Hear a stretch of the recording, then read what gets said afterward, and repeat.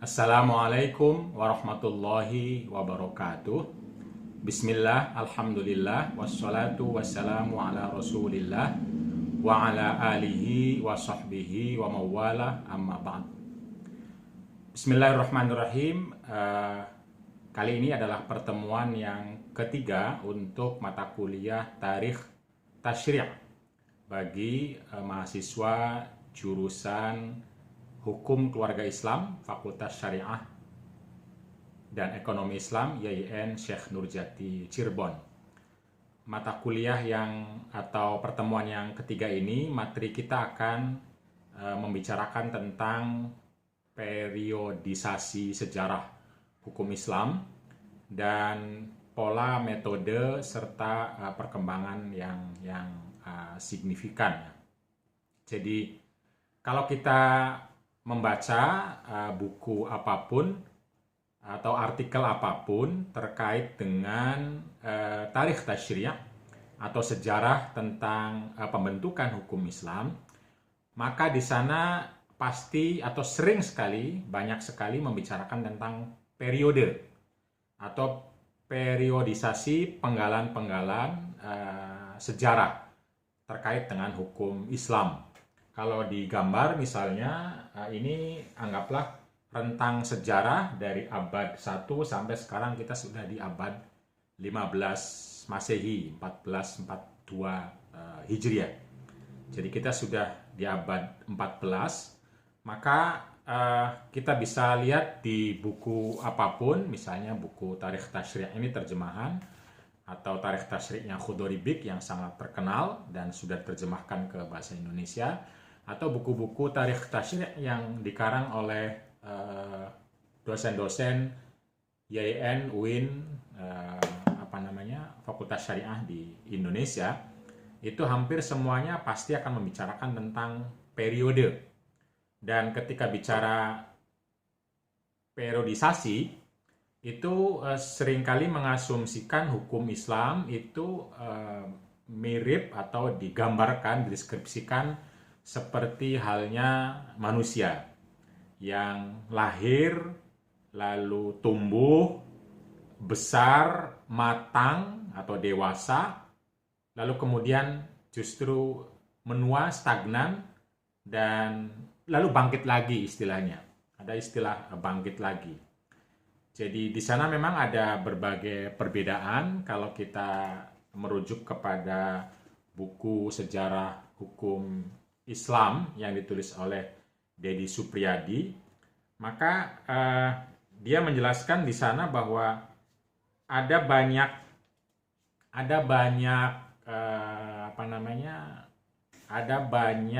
tawaran tentang periodisasi dari berbagai penulis, baik penulis Arab, penulis non-Arab, dan non-Arab itu bisa yang berbahasa Inggris atau bahasa-bahasa lain seperti bahasa Indonesia misalnya. Maka kita bisa lihat misalnya pembagian Al-Faruqi dalam bukunya Islamic Jurisprudence itu dibagi tentang dalam 7 periode. Ada periode wahyu, ada periode implementasi wahyu, ada periode emulasi, ada periode ro'yu, ada ijtihad, taklid, dan seterusnya ya. Ada yang menggunakan periode itu tidak disebutkan tumbuh kembang, tapi dikaitkan dengan orang yang dominannya. Misalnya periode Rasul, lalu periode Khulafa, lalu periode pasca Khulafa Rasyidin maksudnya, lalu periode abad pertengahan, lalu periode setelah Baghdad dikuasai oleh Mongol, lalu sampai sekarang. Dikuasai Mongol kan abad ke-5, nah sampai sekarang jadi satu penggalan tersendiri. Dan lain-lain ya, saya kira banyak sekali ada yang mengaitkannya periode itu dengan tokoh-tokoh tertentu pada penggalan sejarah tertentu. Maka abad sebelum anggaplah abad pertama, tahun-tahun pertama abad ke-1 sebagai penggalan sendiri, yaitu masa Rasul, lalu masa sahabat sendiri, masa pasca sahabat, tabi'in sendiri, dan apa namanya, tabi'ut tabi'in, lalu masa madhab. Ini masih di abad-abad sini.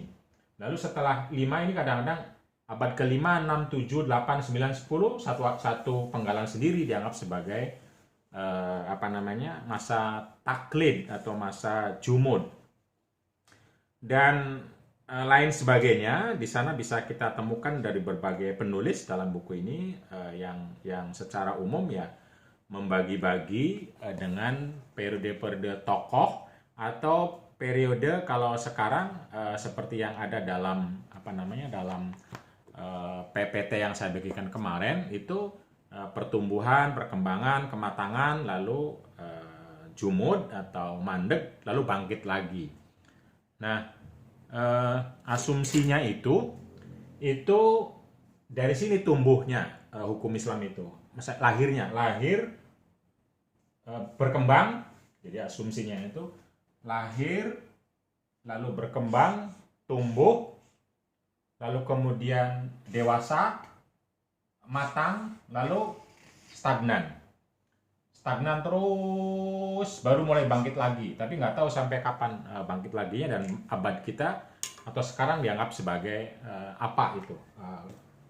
Masih kebangkitan atau sudah dewasa, sudah besar? Itu kira-kira ya. Jadi rentang sejarah ini seakan-akan tidak ada dinamika dalam sesuatu yang dianggap tumbuh atau dianggap sudah matang atau bahkan yang dianggap sebagai jumud. Nggak ada dinamika, itu sepertinya linier. Padahal menurut saya tidak demikian. Jadi saya mengkritisi dalam hal ini cara pandang sejarah hukum Islam yang memandang lahir, lalu tumbuh, besar, matang, lalu menua, lalu bangkit lagi seperti orang dibangkitkan dari kubur misalnya. Tidak demikian. Mengapa? Karena ya hukum Islam itu dia berdinamika, berdialektika terhadap konteksnya pada saat itu. Misalnya ya, apa sih definisi hukum Islam itu? Apakah hukum Islam itu dianggap sempurna ketika sudah ada, dianggap sempurna matang itu hanya ketika dia sudah ada madhab? Berarti kesannya adalah yang disebut dengan hukum Islam itu adalah madhab fikih. Padahal dalam definisi yang kemarin kita bicarakan bahwa hukum Islam itu bisa hukum Islam sebagaimana dalam fikih, tapi juga hukum Islam itu bisa sebagaimana dalam Al-Quran, yaitu syariah. Dan syariah kita tahu sejak pada masa Nabi itu sudah disebut sempurna, sudah disebut matang, sudah disebut apa? Sempurna, matang, dan kokoh gitu loh. Karena itu nggak bisa dianggap baru mulai atau lahir dalam konteks kematangan. Dia sudah selesai, misalnya begitu. Dan kita tahu hukum Islam juga tidak hanya madhab, tidak hanya jadi kesannya kalau pada zaman ini dianggap sebagai kematangan, yaitu ketika mazhab-mazhab fikih lahir, maka hukum Islam adalah cuma mazhab fikih itu. Padahal hukum Islam itu seperti yang kita bicarakan kemarin juga bisa berupa fatwa-fatwa dari perorangan ulama, dari lembaga-lembaga, termasuk dari konun-konun hukum itu yang dijadikan hukum positif misalnya, atau pemikiran-pemikiran perundang-undangan, pemikiran-pemikiran metodologi hukum Islam. Misalnya yang kita anggap sebagai jumud atau taklid atau mandeg di abad-abad ini, itu ternyata lahir ulama-ulama besar dengan karya-karya yang begitu menakjubkan terkait dengan metodologi pemikiran hukum Islam. Misalnya Izzuddin bin Abdus Salam itu di abad ke-6 Hijriah dengan karya agungnya Qawaidul Ahkam fi Masalihil Anam, tentang kaidah-kaidah hukum Islam yang sampai sekarang masih hidup dan dijadikan pondasi pembicaraan logika hukum Islam. Kita kenal juga tentang Ibnu Taimiyah, Ibnu Qayyim al-Jauziyah, Al-Qarafi, bahkan Asy-Syatibi. Imam Asy-Syatibi itu abad ke-8 di sini dengan karyanya Muwafaqat yang 4 jilid itu tentang bagaimana hierarki kemaslahatan, hierarki maqasidus syariah yang sekarang justru menjadi relevan dengan pemikiran-pemikiran dari berbagai peradaban dunia. Nah, itu artinya apa yang kita anggap sebagai stagnan, apa yang kita anggap sebagai taklid, jumud, mati, itu tidak demikian. Nah, karena itu saya tidak setuju atau tidak sependapat dengan periodisasi yang menggambarkan seakan-akan mulai lahir, tumbuh, besar, matang, lalu stagnan. Tidak. Tapi dalam setiap penggalan sejarah itu, di sana ada dinamika dan dialektika, di mana kita bisa belajar satu sama lain. Di dalam konteks sejarah itu, pada setiap fase atau masa, itu ada dialektika yang berbentuk spiral.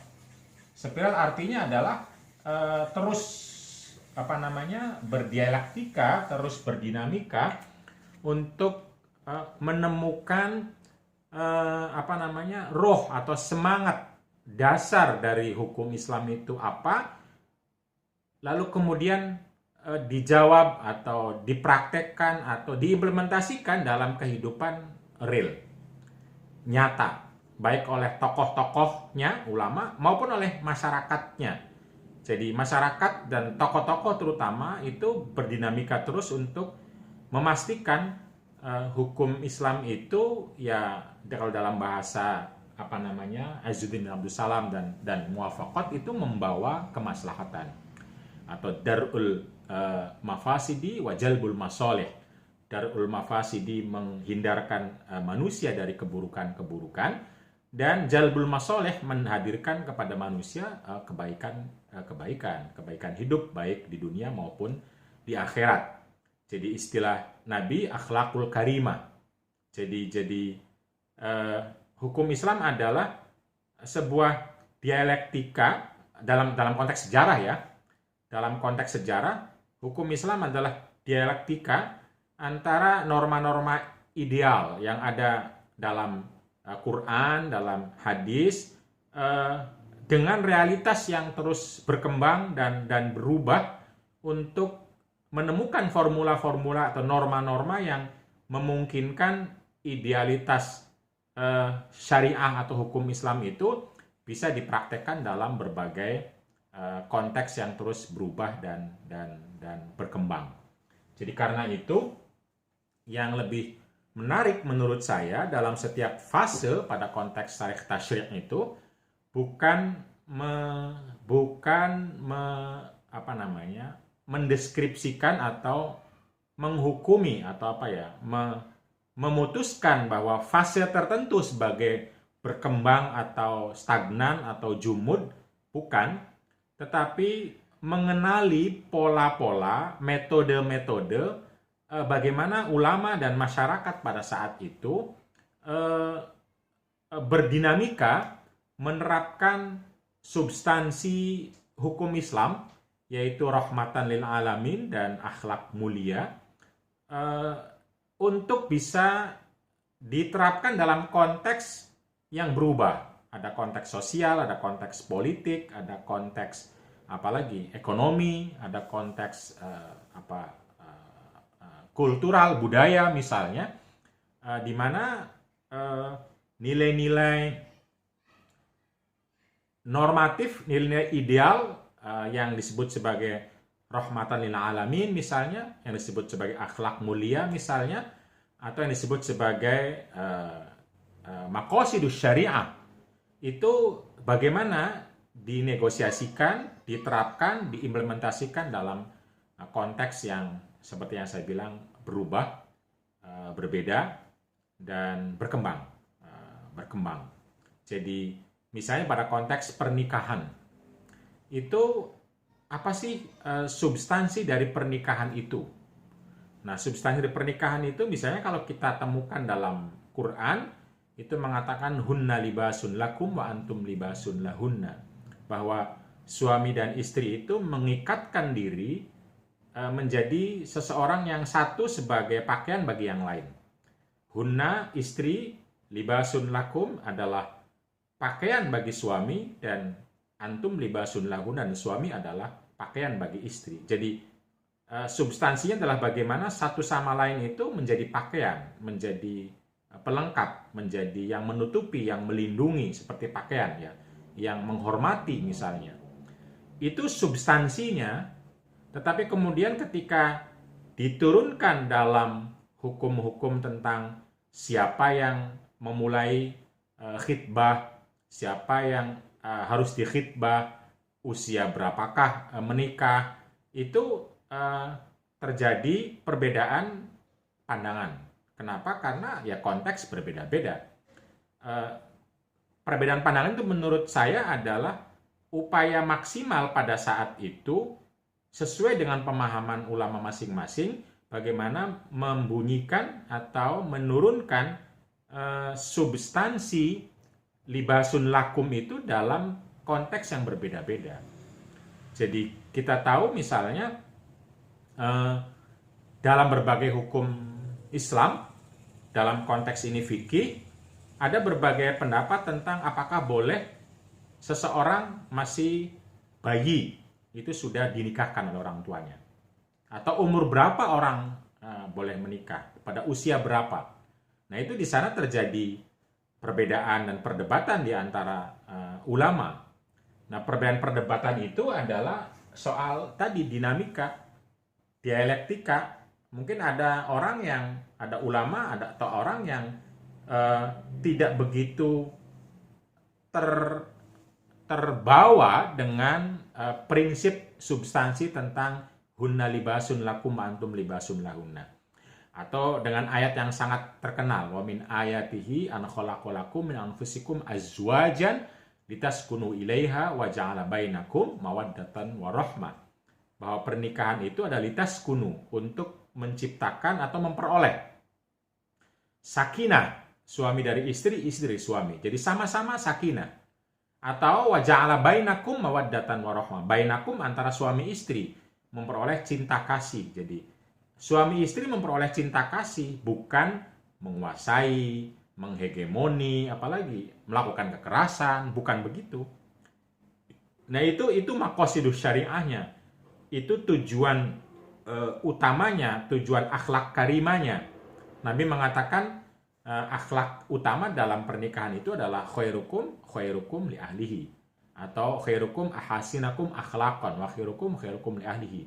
Jadi akhlak paling utama dalam relasi suami istri itu adalah muasyarah bil ma'ruf atau khairukum, untuk saling berbuat baik. Nah, saling berbuat baik ini adalah substansi, nilai, norma utama, prinsip utama yang itu ditegaskan dalam Quran dan dalam hadis, tetapi dalam setiap masa ini mempraktekkannya, memfatwakannya pada konteks yang berbeda-beda dengan cara fatwa yang juga berbeda-beda. Ada yang ketarik terlalu jauh dengan adat kebiasaan yang mungkin berbeda atau tidak sesuai dengan semangat Quran dan hadis. Ada yang dengan semangat. Nah itu dialektika itu. Nah karena itu kalau menurut saya lebih baik mempelajari tarikh tasyri' itu dalam kerangka menemukan konteks sosial, kultural, dan mungkin politik dan ekonomi yang terjadi pada setiap fase untuk menemukan bibit-bibit unggul atau metode-metode unggul bagaimana mendialogkan, mendialektikakan substansi ini dalam kehidupan yang terus berubah ini. Jadi di mana akhlakul karimahnya, di mana rahmatan lil alaminnya, di mana maqasidus syariahnya, sehingga kita kelihatan apa yang bisa kita teruskan sekarang. Karena setiap masyarakat, setiap fase tentu punya tantangan yang berbeda-beda. Tantangan kita sekarang pada konteks hukum Islam yang luas misalnya, tidak lagi sebagaimana pada abad ketiga keempat, pada saat yang kita sebut sebagai, sering dalam konteks sejarah disebut sebagai kematangan, karena lahir fikih-fikih madhab. Nah, sekarang tantangan kita berbeda, tidak sebagaimana pada saat itu, di mana fikih madhab misalnya sebagian besar berbicara tentang misalnya ibadah. Lalu tentang sosial itu untuk hal-hal yang pada saat itu diperlukan. Nah, sekarang di zaman digital misalnya, kita perlu banyak sekali hukum terkait dengan digitalisasi. Dan nggak ada fikihnya, belum ada fikihnya, tentang bagaimana curi-mencuri data, menggunakan data, apalagi hoax, apalagi menghapus digital orang, mencuri dan lain sebagainya. Itu kita tidak perang digital misalnya, lalu menghapus, merusak digital orang misalnya, itu tidak terbahas sedemikian rupa dalam fikih sekarang. Itu yang mungkin dibutuhkan banyak orang dibanding misalnya soal ibadah karena sudah ada dalam fikih. Nah, kita banyak sekali tentang soal kelestarian lingkungan, soal pembangunan, soal apalagi. Dan mungkin dalam konteks ini soal berkeluarga juga tantangannya berbeda. Tantangan di mana kita sekarang banyak orang sudah sama-sama bekerja di luar, atau mungkin sama-sama mengelola rumah tangga.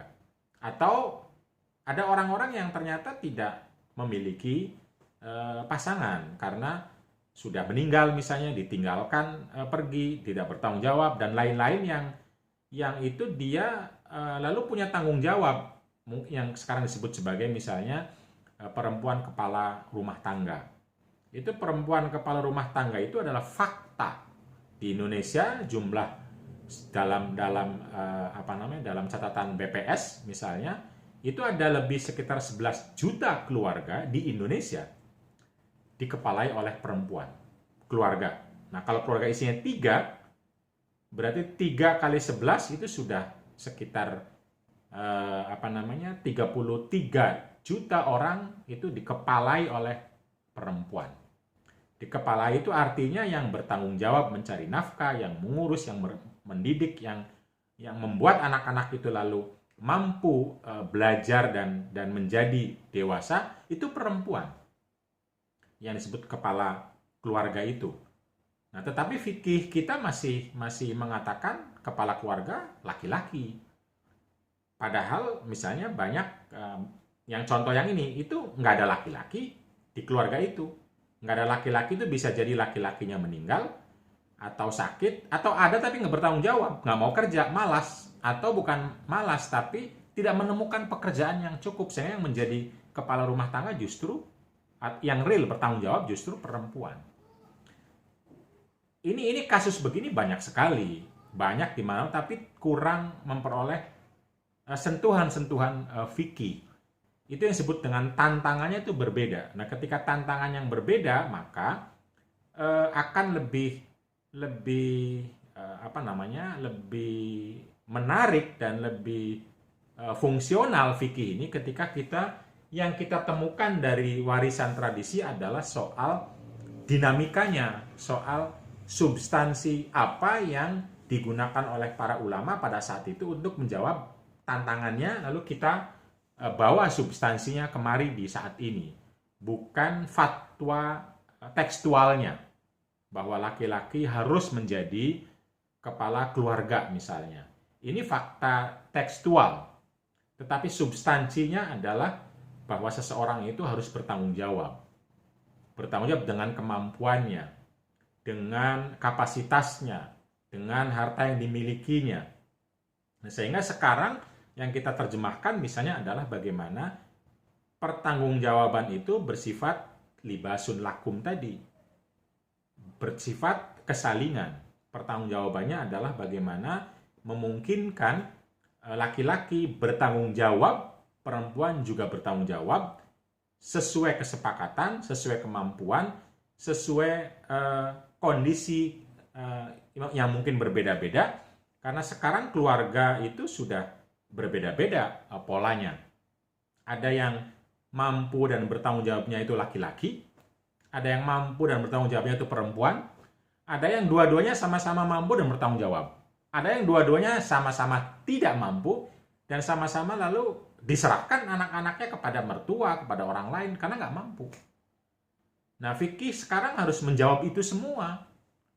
Nggak bisa lagi hanya memproduksi, mengambil lagi apa yang telah difatwakan padahal konteksnya sudah berubah. Jadi balik lagi ke periodisasi, menurut saya akan lebih baik jika periodisasi itu tidak didasarkan dengan atau pada asumsi sejarah hukum Islam sebagai manusia yang baru lahir, lalu tumbuh, lalu besar, lalu kemudian menua. Tidak. Tapi dia adalah spiral. Dia adalah lingkaran-lingkaran yang terus bergerak, terus membesar dan juga mungkin mengecil, tapi dia terus bergerak untuk memastikan bagaimana substansi kesempurnaan yang sejak awal pada masa wahyu Al-Quran turun sudah disampaikan al-yawma akmaltu lakum dinakum, bahwa hukum Islam itu sudah sempurna. Apa sempurnanya? Sempurnanya adalah kerangka tujuannya, kerangka maqasidus syariahnya, kerangka akhlakul karimanya, kerangka rahmatan lil alaminnya. Tetapi ketika kerangka itu dibumikan, diimplementasikan, maka di sana kita berhadapan dengan berbagai model-model atau bentuk-bentuk manusia dan masyarakat yang berbeda-beda.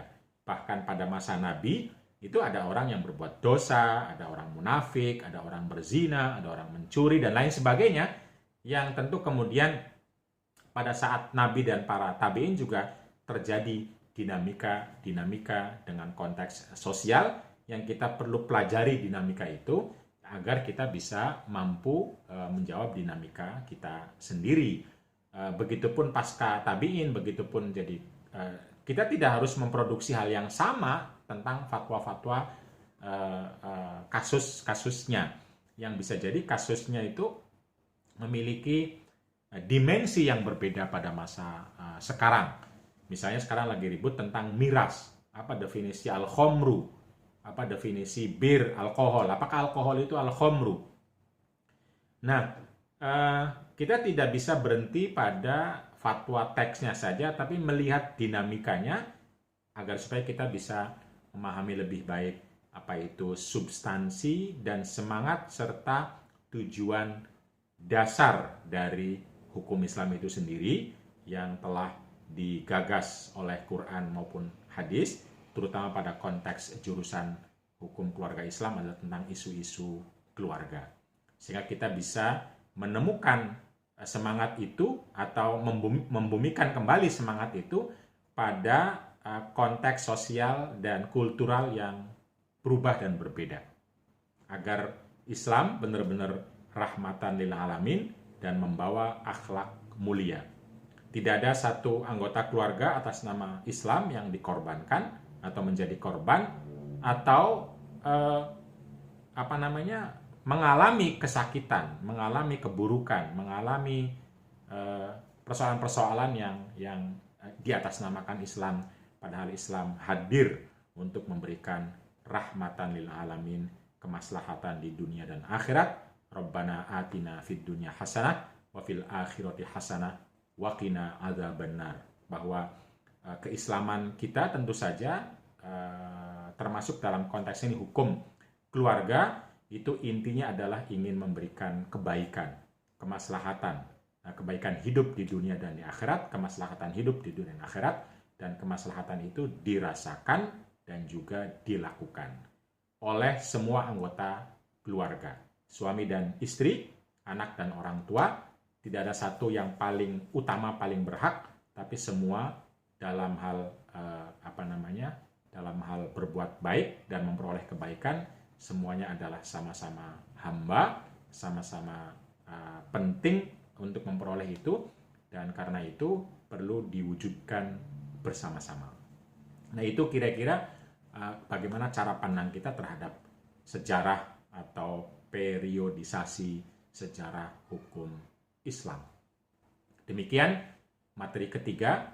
Nanti kita akan ketemu lagi pada materi berikutnya yang keempat. Terima kasih. Sampai ketemu lagi. Wassalamualaikum warahmatullahi wabarakatuh.